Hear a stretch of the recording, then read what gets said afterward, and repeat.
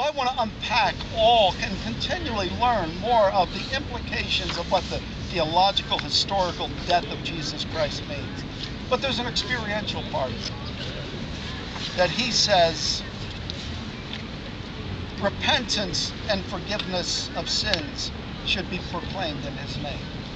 To me, it's more than just what happened. It's about what is happening in my life. To know that I'm forgiven and being forgiven. That this belongs to me. That there's something really personal and experiential about the gospel. It has impacted my life. I remember, and I hope you have some faint recollection of what it was to pass from death to life. It's clear in my mind. My dad is the one who led me to Christ in September of 1970, about 8 o'clock on a Thursday night. I know what it is to feel the deep conviction of my sin and my worthiness in God's judgment, and to be overwhelmed with a sense of forgiveness, and to know that God now accepts me completely and I belong to him in a moment's time, to have all of that happen. And then to begin to live knowing that I'm forgiven. To me, the greatest gift I have is I'm forgiven. And I'm forgiven a lot, but I'm forgiven. I want to understand more and experience more the implications of the gospel of Jesus Christ in my life. I want to live out the mercy that I've received. You know, to me in marriage counseling, the gospel to me is a home that has the gospel at the center of it is a home that is characterized by mercy and grace. And I tell couples all the time, you have a religious home. You think you have a Christian home, but it's not a Christian home, it's a religious home.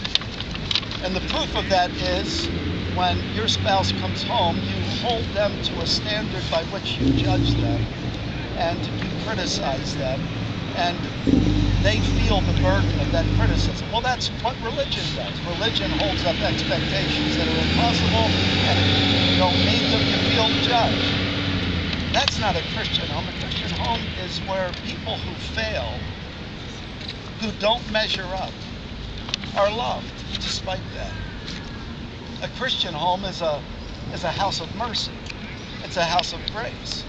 And if you think about the implications of the gospel in your life, that you're a recipient of the greatest mercy and grace and forgiveness, and begin to allow that to flow out through your life to touch the lives of others, your friends, the people in your neighborhood, to me, the gospel, it's our loss of the gospel that diminishes the strength of our Christianity. And then thirdly, the gospel is what I call missional and practical. Jesus said, take this to all the nations, that forgiveness and remission of sins should be preached in my name among all the nations. To me, that's an aspect of the gospel that's at the core. And that's essentially the kind of church that I want to see God develop in Philadelphia. A church where the gospel is the fulcrum that brings everything else into balance. In almost every debate you have in Christianity, if you insert the gospel at the center of it and ask what the implications of the gospel are, it changes the debate.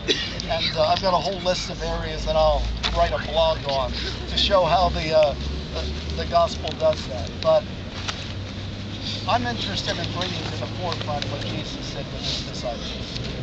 And that is the centrality of the gospel of Christ. It's historical, theological, personal, experiential, it's missional, practical, so that the gospel becomes the issue in Grace Church of Philly.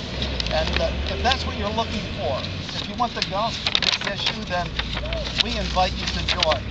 If other things are the issue, and you know what they all are out there, they're not our issues. We're not going to fight about worship. We're going to let the gospel define our worship. We're not not going to fight about that. We're not going to fight about legalism and license, and we're going to try and let the gospel define how we live out our lives. Those other issues, there's enough people fighting that. We want to focus on the gospel, and if that's what you desire, then we'd love for you to join us, because what this city needs is not Christian issues.